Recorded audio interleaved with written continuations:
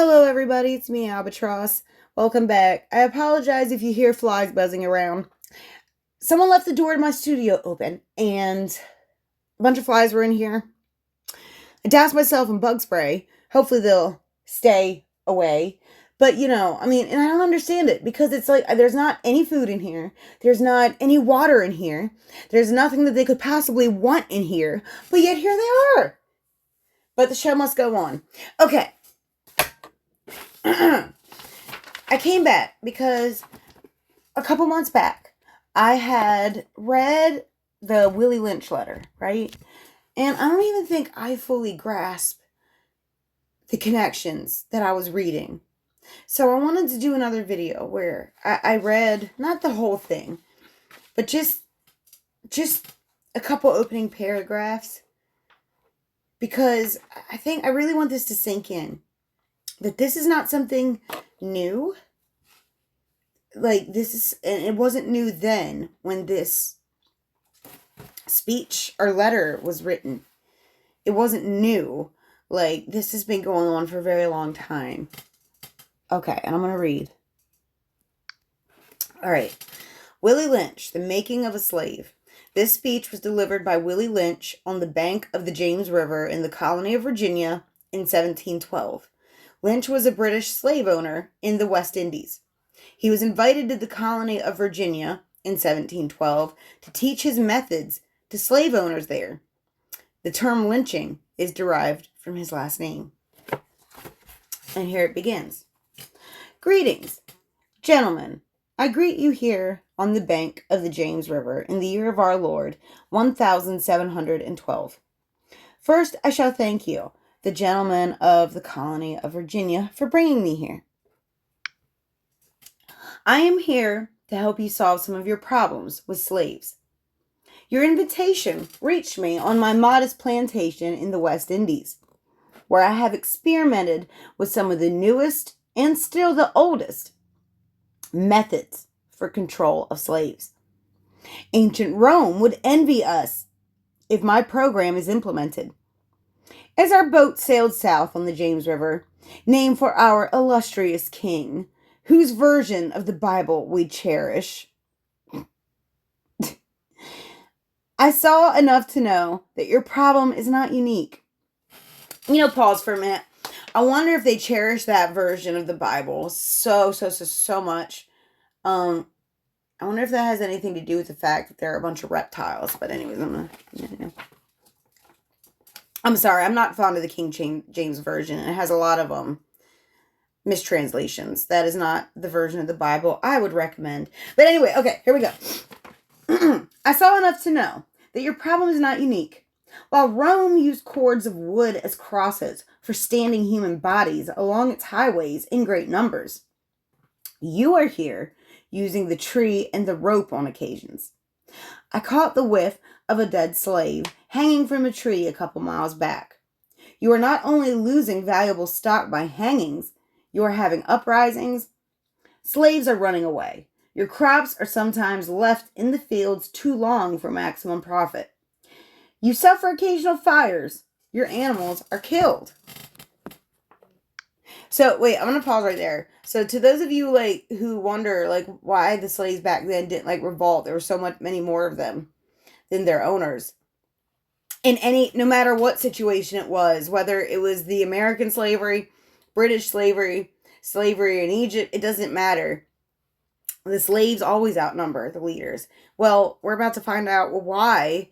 You see, before they knew this method, the people in the Americas, in North America, they didn't have these methods. And slaves were rioting. They were rebelling. They were wreaking havoc because they refused.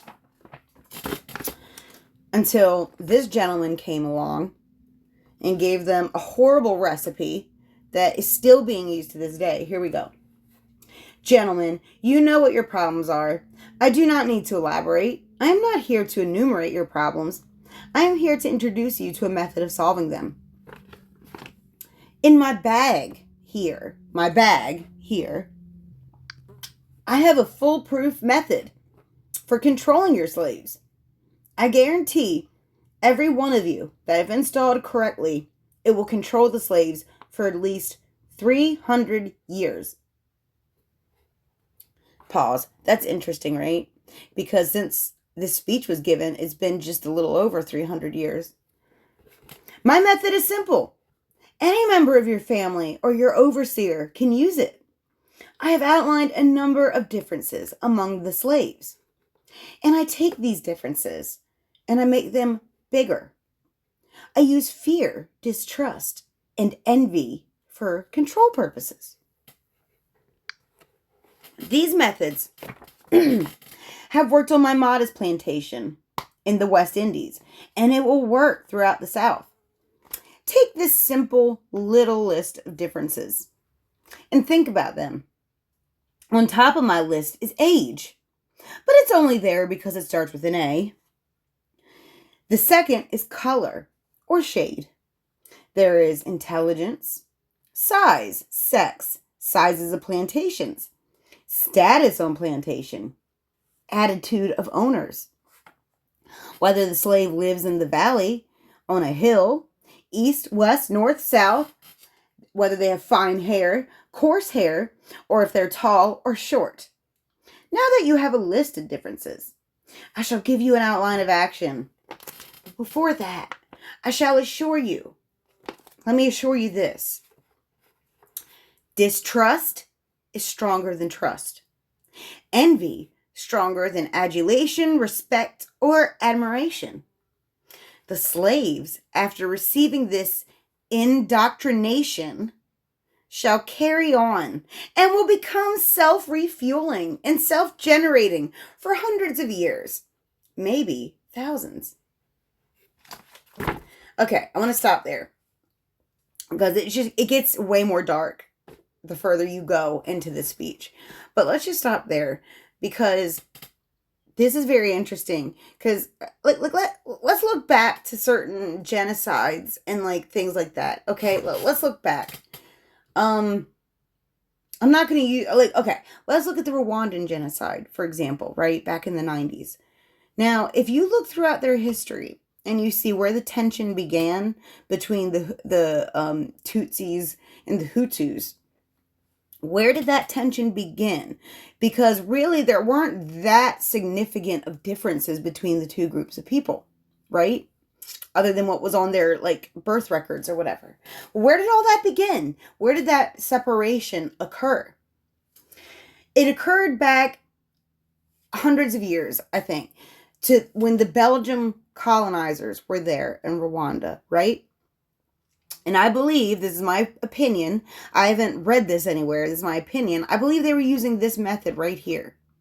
Because basically what they would do is they would separate the black community in Rwanda, right?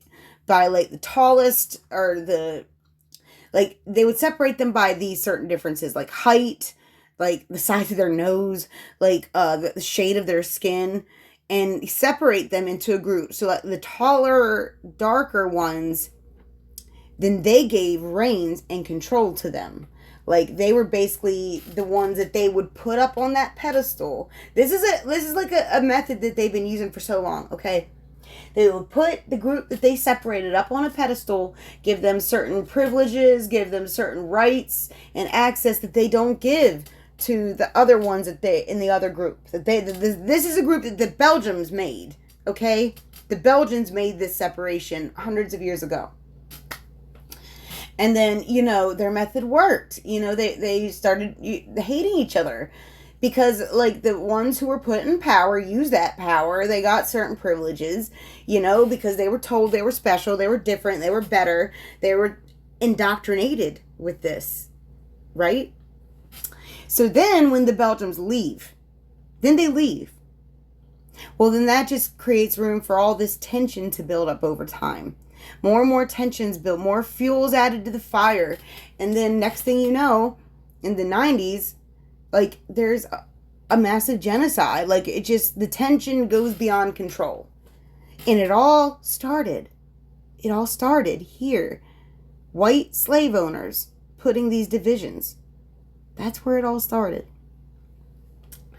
And I can't help but wonder, to the slave owners listening to this speech, did any single one of them stop and think, well, damn, this sounds a lot like what we do to each other? Is someone doing this to us? Not one of them stopped to wonder that. And then, like, I'm not going to read this whole letter because it's very dark. I've read this in another video before. It gets very dark, but it goes on to the point where they're even, like, changing, like, their main goal is to separate these slaves from their origins, like from when they were a free sovereign people, from wherever they came from. The whole goal becomes in this letter is to separate them from that by focusing on like the youngest generations and like breaking the first generation, breaking their spirit down so they don't fight back. And then really working on indoctrinating the second generation and separating them from their heritage, separating them from where they came from their tribes, to everything that made them sovereign before they became slaves. They separated them from that. To the point where it got to certain generations later where they didn't know where they came from. They probably didn't even know they were ever not a slave. See what I'm saying? There's certain other text, ancient text, that I'm not going to get into. It's too controversial for this video. But who pretty much outlined the same method. But what I'm leading up to is present day, right? It's present day. And it's just like, think about something like with the DEI agenda. How was that agenda any different than this agenda right here? Outlined, that I just read. You know, making separations, putting one group above another, giving them more rights than another, using old wounds from the past to instill hatred. Because all they're doing, they're using the same method as they did in the 1700s. They're just basically, like, it's not working anymore. So they're trying to flip it to the other groups and the other populations. You see what I'm saying? Like, look what they've done to you all these years. You're not just going to sit there and treat them as equal, are you, after what they've done? Like, they're just flipping it. They're just flipping it around. Who are they? I don't know. You tell me. Probably reptiles, but, like, because I don't understand how humans could do this consistently, generation after generation after generation after generation, knowing what they're doing, knowing it's been done to them. Like, it's like, wow, here it is, a speech. This speech is old, and in this speech he says these methods are old. How old he doesn't say, but they're old, but they've worked. Change their language, separate them from their history, demasculinize, defeminize. Exactly what they are doing right now. I mean, like, they're doing it in a more modern way, but it's the same method.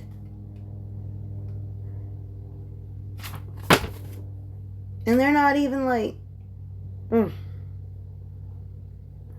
You see, this is what makes me really believe that, like, some really horrible characters were kicked off Earth a few years back. Because, you see, now, their human minions are still trying to, like, step into their master's shoes and take over the role. But they're sloppy.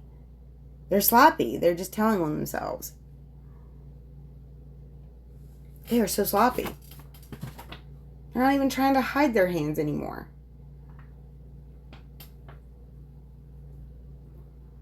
So yeah, that's why I wanted it, because I don't even think I fully processed when I first read this letter on that video I did a few months back. I don't think I fully processed what's going on, how this relates to today, but it's the same method. So yeah, I just wanted to, like I said, I don't really want to read the whole letter. It gets very dark. It gets very dark and disgusting. If you want to read the whole letter, I know I've got it linked on that old video I did. I did a video where I read this whole letter. So you can go back and listen to that. I think it's linked there. If not, I'll link it to this description. So if you want to read it, you can. But, yeah. Lots of correlations to modern day. Interesting. Right? And also, the UFO flyover that happened in the UK last night, I haven't seen one news or media reporting on it, but that's not a big surprise. You know, I doubt that they were, but just keep your eyes open, because I bet you that they're going to try to come out with their own half-ass little disclosure scheme to counteract what real people have been trying to do. Watch, I bet they do. I bet that NASA or somebody. But anyway, okay, see ya, have a good day.